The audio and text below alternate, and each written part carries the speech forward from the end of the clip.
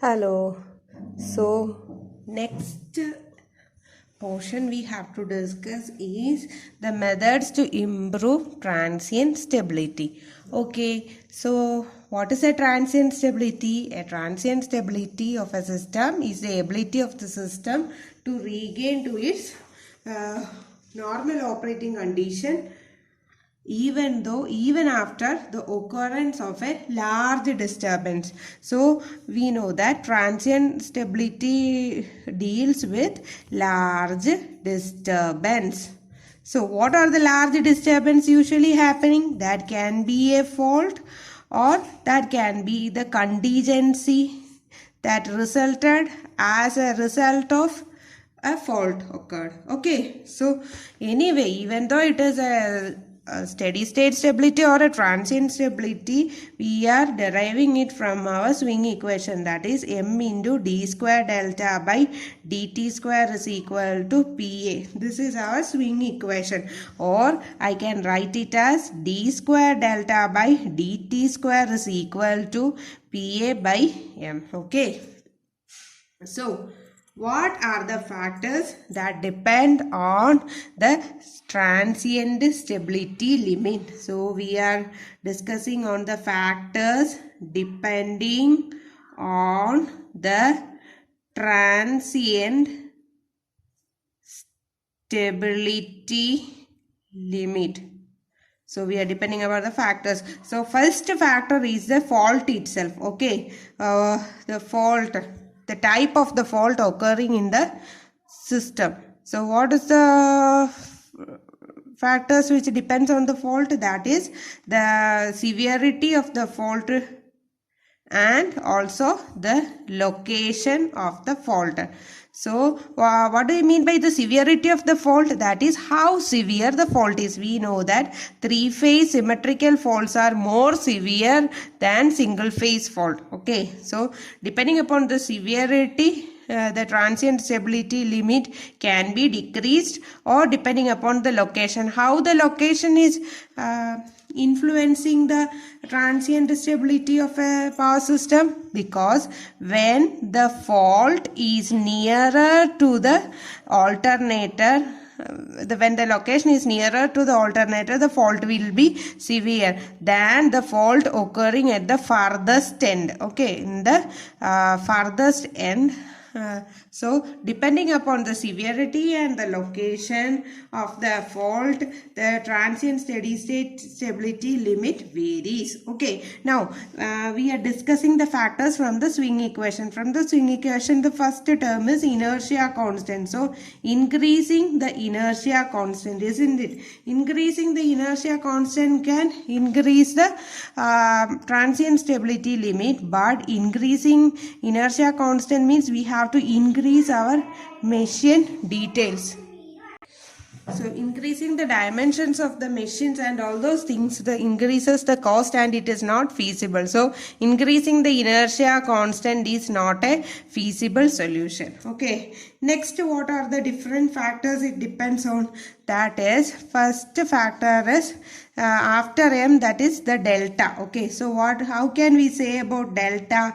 That is the critical stability, the transient stability limit will depends upon the critical clearing rotor angle delta. So how can we say, how can we compare this delta value? This rotor angle change. Okay, the rotor angle change, if the fault is cleared before this delta CR, the transient stability limit increases. Okay, so before this delta CR, the transient stability limit increases. After that, the system will move out of synchronism. Okay, and I should also tell you that there is a thing called fast governor action. What is a governor? A governor controls the output of the prime mover. So what is this delta? Delta is the rotor angle. Okay, so when a fault occurs, this rotor angle varies.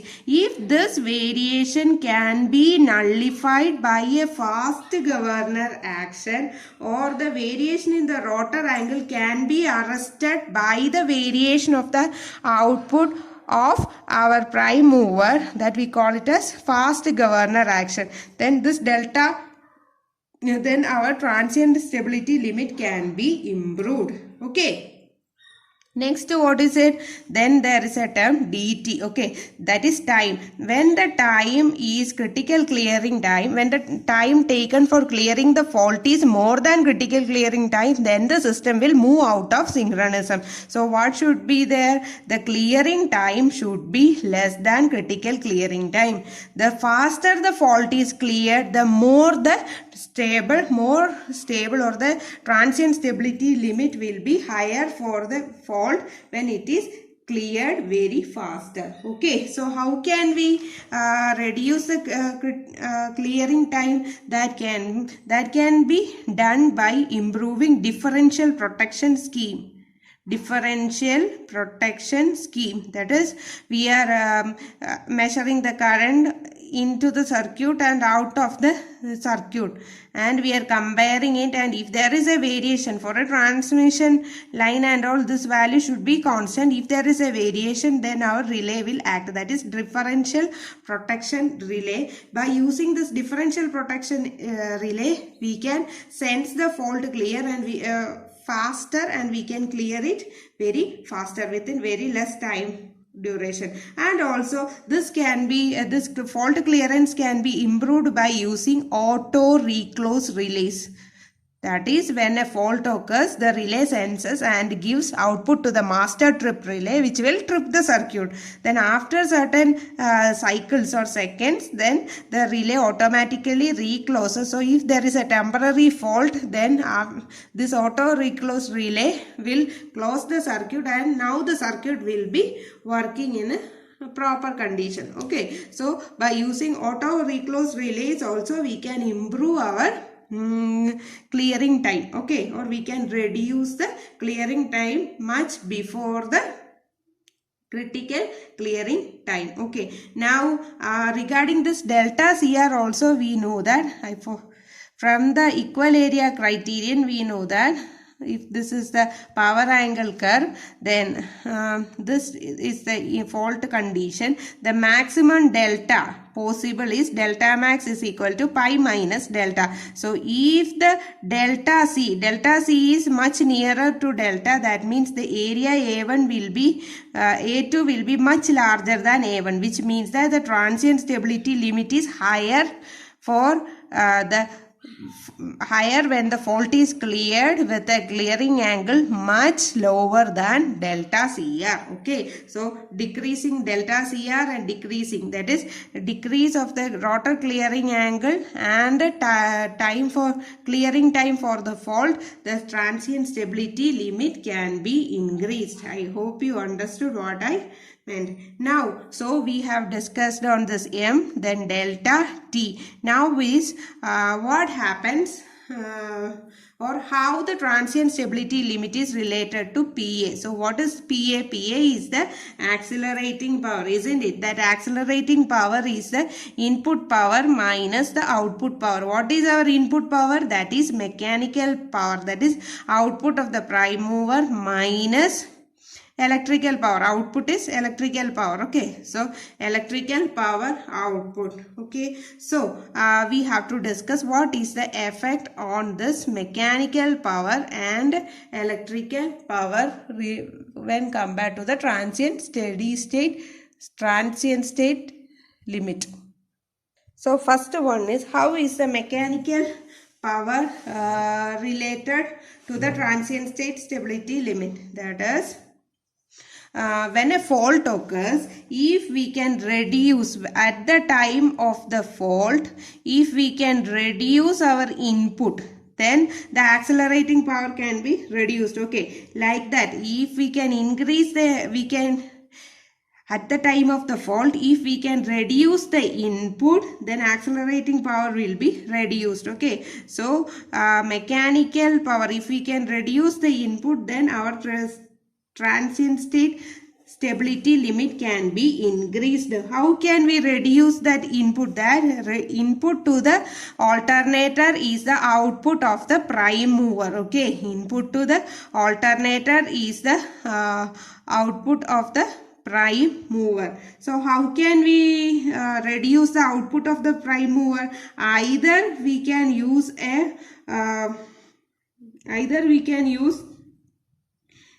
bypass valving technique. Okay, that is by using a bypass valve.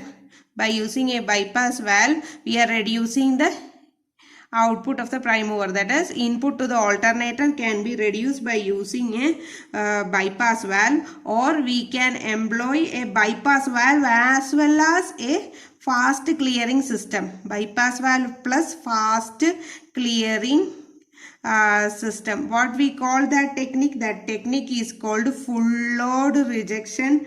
Full load rejection technique. Okay, by using full load rejection technique also we can improve the steady state stability limit. So I repeat, when considered with the mechanical power input, that is input to the alternator, at the time of the fault, if the input power is also reduced, then the stability of the system improves. So in order to reduce the input to the alternator, we can use a bypass valve which will bypass some portion of the input. Maybe in the thermal it can be a steam, or in water it is a in idle power state alternator it will be water. But for water and all, using bypass valve is a little difficult, but if we are able to use some bypass valve, then we can reduce the input, as well as sometimes this bypass valve alone won't be effective. So what we have to do is, we are employing a bypass valve with a fast clearance of the fault.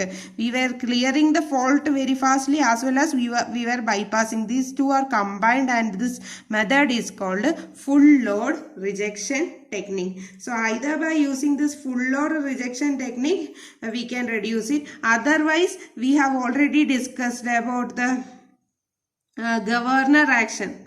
We have discussed on the governor action. What does the governor do? Governor controls, or governor arrests the change in rotor angle with the variation of prime mover output. Okay, this value, this input to the alternator, or the output of the prime mover, will be varied according to the output changes. Okay, according to the output changes by using this governor. Okay, so the mechanical power, so the input also affects the transient state stability limit. Next is the electrical output. Next portion, final portion, is the electrical output. What is the equation for electrical output? That is E into V by X into sine delta. EV by X into sine delta. So how can this E is the excitation, or the alternator excitation, isn't it?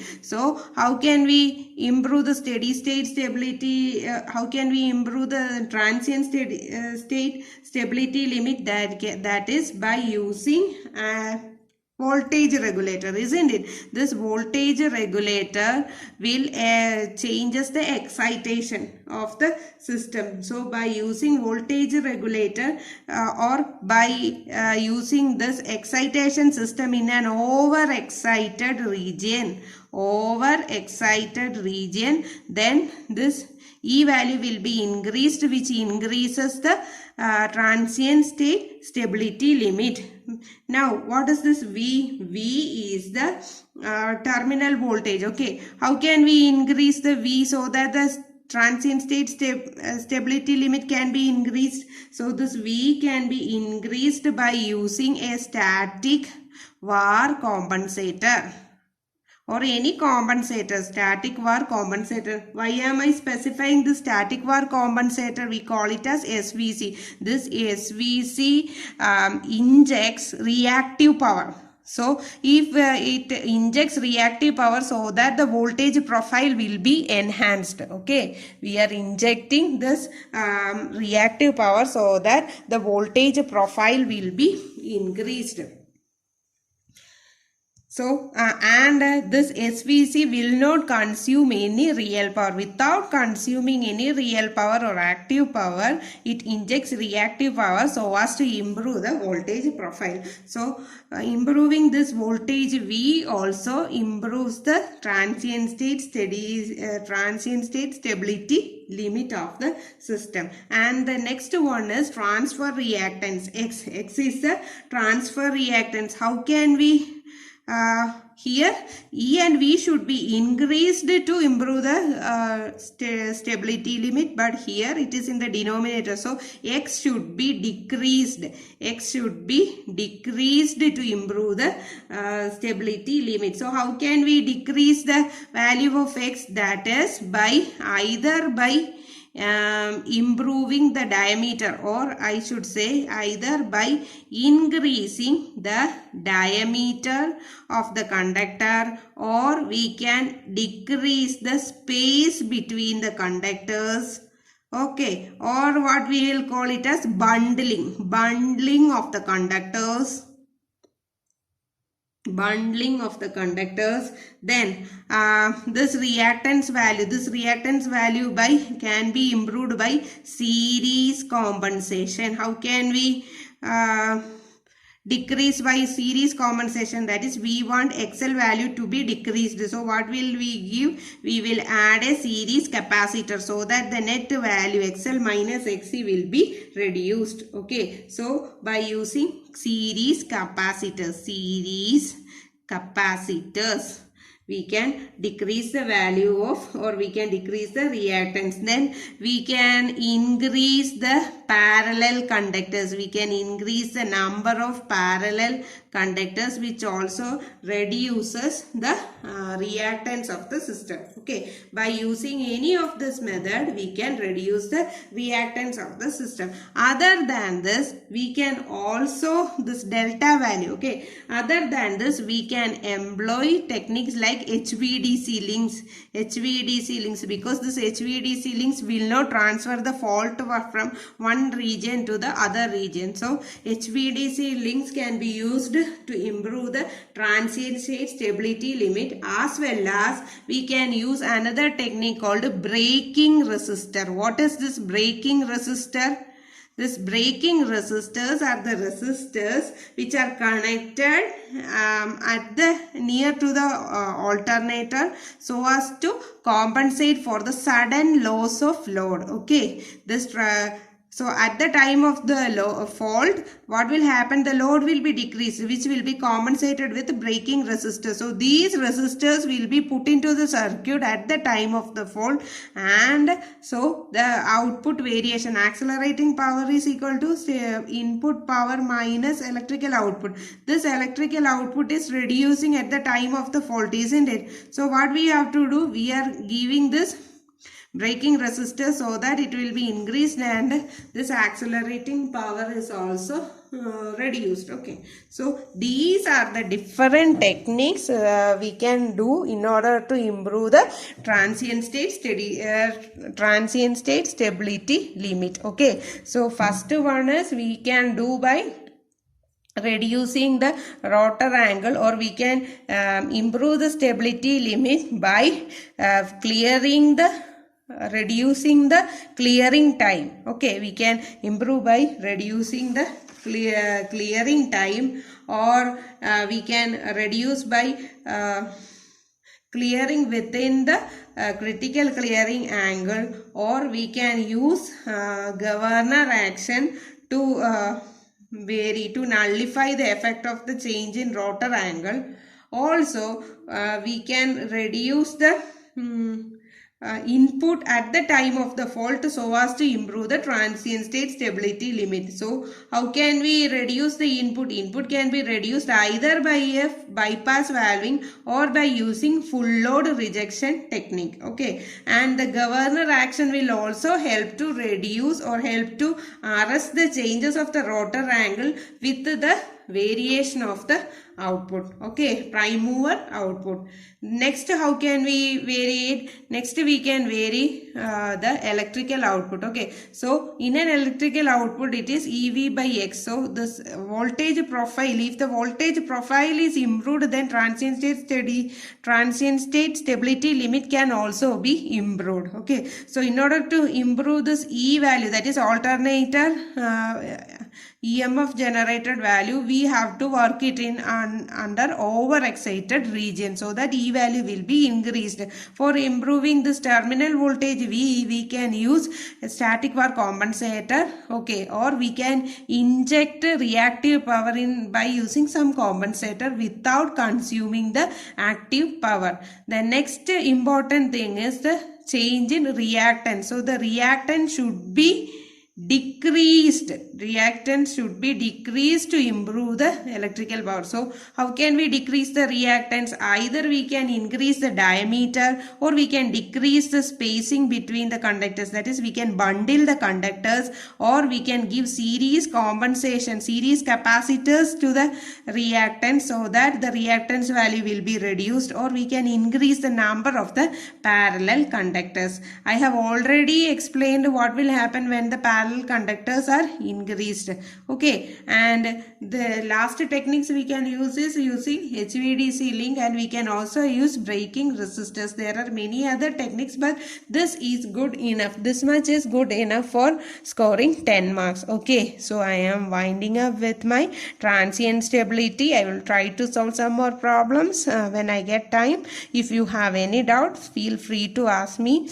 I will upload this video to the Google Classroom and also to the YouTube, so you can watch it whenever you want. If you want to clarify any doubts, then contact me through WhatsApp or through the comment box of the YouTube, or you can contact through Google Classroom. Anything, you are always welcome to ask the doubt. Okay, I will study the doubt and I will try to clarify it. Okay, thank you. Happy learning.